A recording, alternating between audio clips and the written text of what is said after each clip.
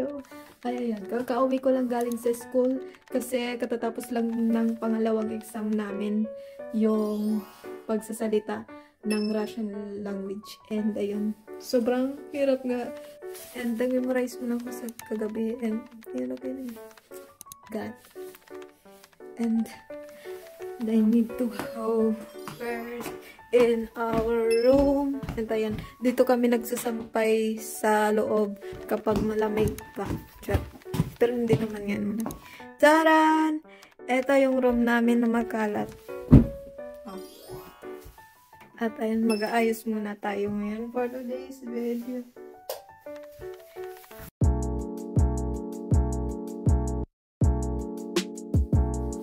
I forgot to remove that.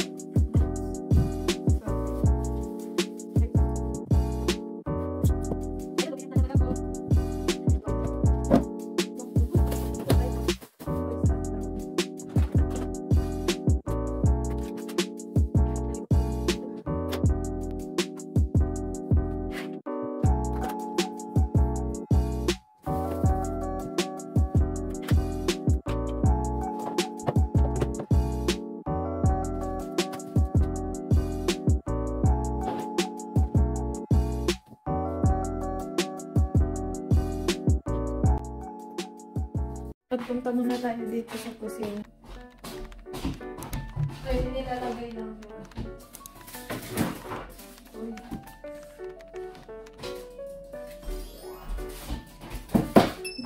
At syempre, kukuha tayo ng kukuhan kasi nalangkad tayo.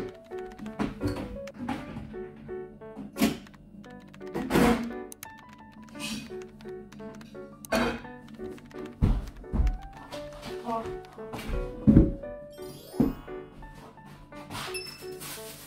At ito pala yung paborito ni Andre. Yung niloto niya. Ito yung, ewan ko kung anong tawag niya dito.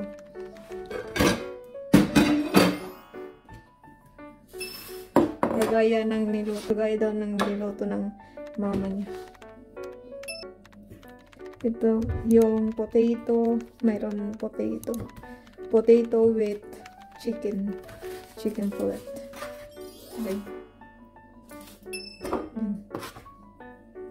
At ang hilig na nila dito ng potato kasi yung potato din nila dito ay mura.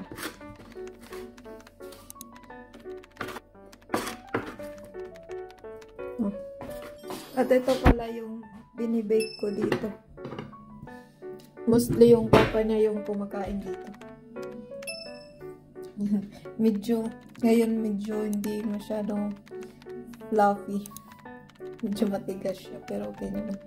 Yung papa niya naman yung laging kumakain kahit hindi masyadong para sa akin. Char. Balik muna tayo sa kwarto. Baka dumating yung papa niya. Okay.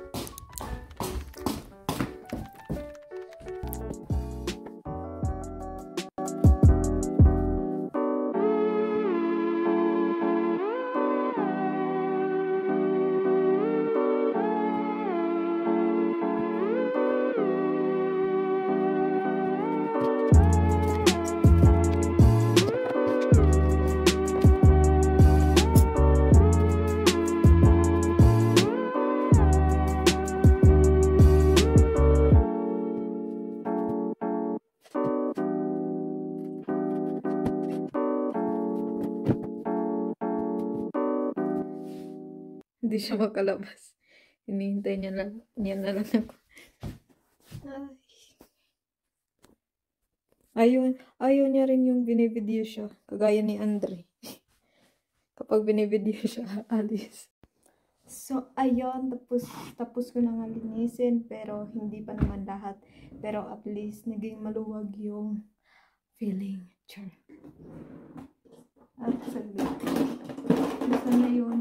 Nasaan na yung microphone? Saglit. Nasaan na yung microphone? Ito pala yung microphone. Binili ko to sa Pinas ng 500 lang ata yun or 400 ganyan. Ganito. Oh, sa Shopee. Dito walang Shopee sa kanila pala kasi ano, malayo yung China dito. Walang Shopee dito tsaka walang Shein kasi ban. Ba't kasi yung Shein pa yung naban? Tuloy ako makapag-order. For how many? For how many months na, guys? Gusto ko nang umuwi para mag-Shein lang. Charot. Kasi yung mga damit nila dito parang pang old style sa...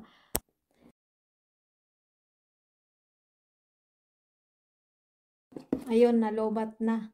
So, I need to charge first. I mean, yung online shopping nila dito ay ang mamahal at saka hindi kagaya siya Shein, sobrang gaganda ng mga design like Korean or whatever like that. Pero dito parang ano, parang basta simple lang tapos ang mahal, ganyan. Tsaka kung pupunta ka dito sa Russia, mas mabuti pang mag-Shein ka muna sa Pinas kasi baka wala kang mapili dito. Kagaya ko, paulit-ulit na lang tayo kasi wala na tayong ma-order. Kasi walang Shein dito, guys. Ilang months na ako hindi nag-Shein. Pero okay lang yan. So, yun nga, guys. May nagtanong din sa akin kung magkano daw mag-aral dito sa Russia. Depende kasi ako nasa city ako na maliit na city lang. Like, sa amin, Calbayog, maliit lang na city or Catbalogan. Pero, mas malaki, medyo malaki yung Calbayog data kaysa sa Catbalogan. Basta ganyan, like Calbayog. And yung price nila dito ay nasa 86 rubles or in pesos like 60 or bababa, ewan ko, I'm not sure lang. And ayun, plus medical pa nila dito ay 10,000. So ayun, almost 100 na. Akala nga ng boyfriend ko 100,000 daw. Pero magwa 100,000. Almost naman siya. Pero hindi naman sa pagmamayabang, itong video na ito ay hindi naman para sa mga inggitera dyan or whatever. And ayun nga. Pero pala mostly yung mga kaklase ko ay mga scholar sila kasi nag-apply sila sa online. And iwan ko kung anong online yun. Tinuturuan nga ako ng Muhammad kaso iwan ko, nakalimutan ko. Kasi sabi niya kasi magsasara na daw at limited daw lang yung pag-apply sa online. At iba yung price nila dito pala. Iba-iba kasi yung price. For example, kung sa Moscow ka mag-aaral ay nasa 100 plus ata. Hindi lang ako sure kasi may kaibigan ako doon na sabi niya 100 plus ata yun. Nakalimutan ko, I'm not sure. Basta ganyan yung mag-aral sa capital nila dito sa Russia. Ewan ko, basta yun lang yung nalalaman ko. Hindi ako sure. Basta sabi lang sa akin. Mostly marami dito mga Africans or mga Muhammad na pumupunta dito kasi malalapit lang sila dito sa Russia. And may nagtanong din kung maganda ba mag-aral dito sa Russia. Maganda naman mag-aral dito sa Russia, lalo na yung mga teacher nila mababait at ayun, mababait. At hindi sila choosy. Pero mababait din naman sa Pinas. Then, yung mga naging teacher ko sa college, yung pinakamabait na naging teacher ko, shoutout wala kay Sir ano, basta kalimutan ko, basta sobrang bait niya. Kahit nag-stop ako sa college kasi alam mo na, okay lang yun.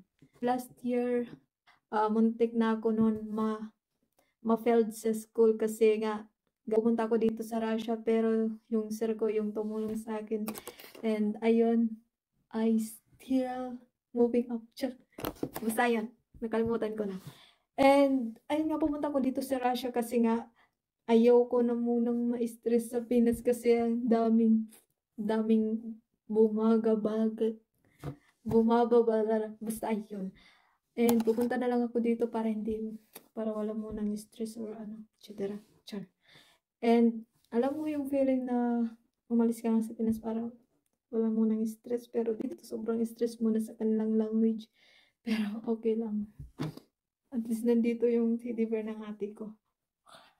Shoutout kay Sa ate ko kay Jean, pakuan, yung teddy bear niya, nasa New Zealand siya.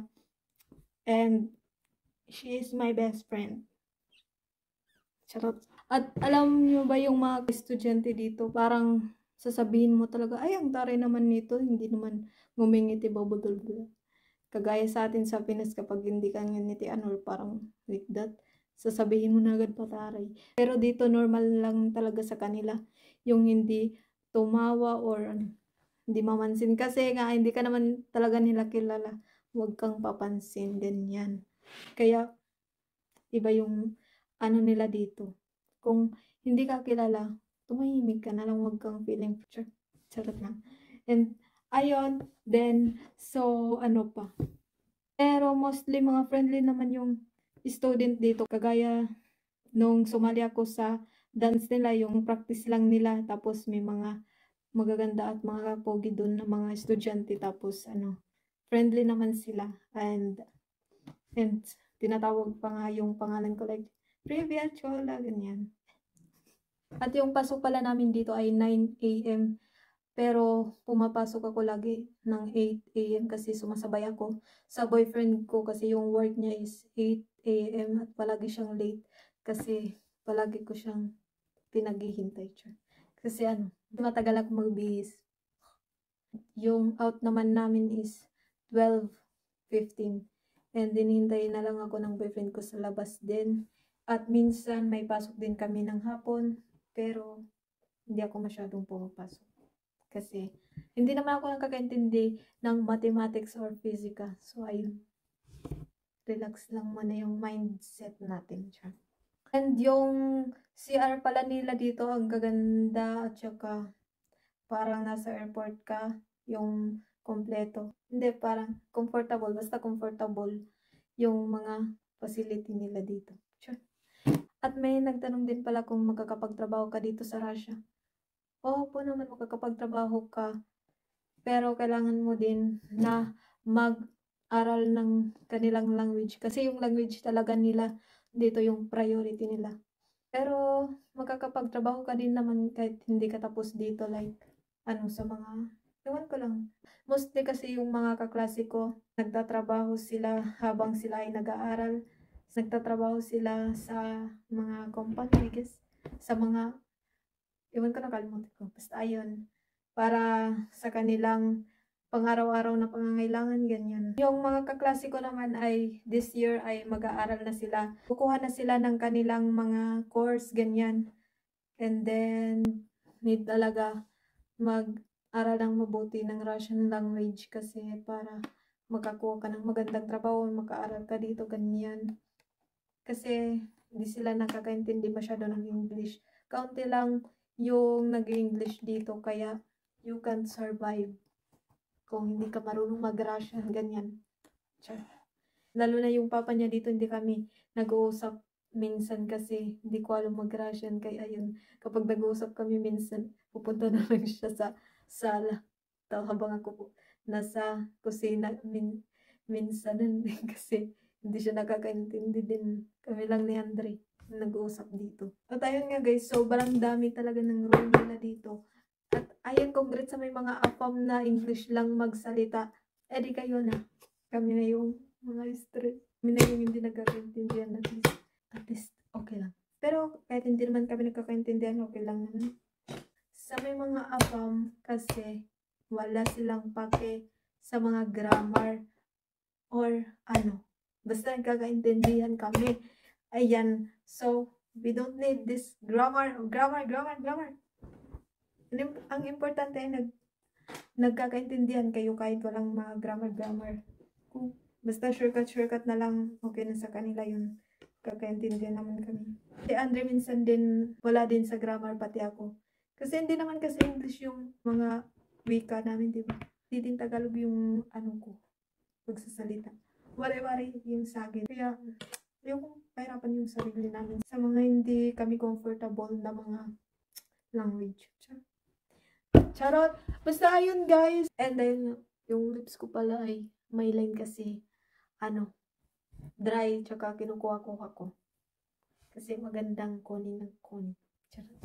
And, Ilang days ba yung pag-process ng student visa? Mga mahigit 1 buwan ata.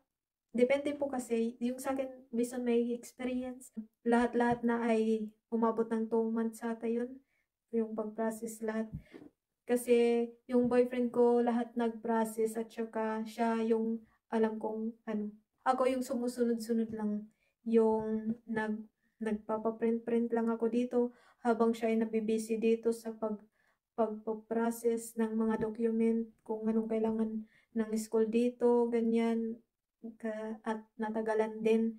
At lalo na sa embassy din. Kasi after ako mag-apply ng visa, student visa, binigyan din ako nila ng schedule kasi marami daw naka-line. So ayun, medyo natagalan nga bago ako bumalik sa embassy. Mga 1 month ata yun. At yung binayaran ko sa embassy ay nasa 4,000 plus yung student visa. Nung last year naman ay private visa yung kinuha ko for 3 months lang yun. At saka ayun. At kinuha na lang namin itong student visa kasi for 1 year. And para makaaral din ako ng language nila, ganyan. Pero hindi ko pa alam kung anong kukunin ko na course sa susunod kasi depende kasi. Kasi yung language lang nila kasi yung hindi ko maintindihan. Kailangan ko pang i-adjust. Minsan kasi nakakatamad lalo na kapag winter. Minsan hindi maganda yung weather, yung palagi kang nasa slide or basta ganyan. At minsan marumi pero maganda lang kapag yung snow ay white lang talaga, hindi brown. Yun lang yung maganda. At saka ayoko lang din minsan kasi kapag papasok ka, kailangan mong mag-jacket, ganyan. Kaya yun minsan nakakatagal. Pero okay lang naman. Hindi lang talaga ako sanay kasi nasanay tayo sa mainit palagi at saka sa Baguio. Charot. And kung may tatanong pa kayo, kung may nakalimutan akong isagot, sige na comment na sa baba. Comment na. comment na. Kung anong gusto nyo pa kasi naglo-loading ako kasi and stress pa yung mind ko. Charot. Pero yun lang naman for today's video. Kung gusto nyo pang malaman kung ano. Kung may tanong pa kayo, i-email nyo na lang ako or in my next vlog. Wala muna tayong edit-edit ngayon ng mga tawa-tawa kasi seryoso tayo muna ngayon. At wala muna tayong music background kasi baka tayo makapiright. At ayun lang naman. See you in my next vlog.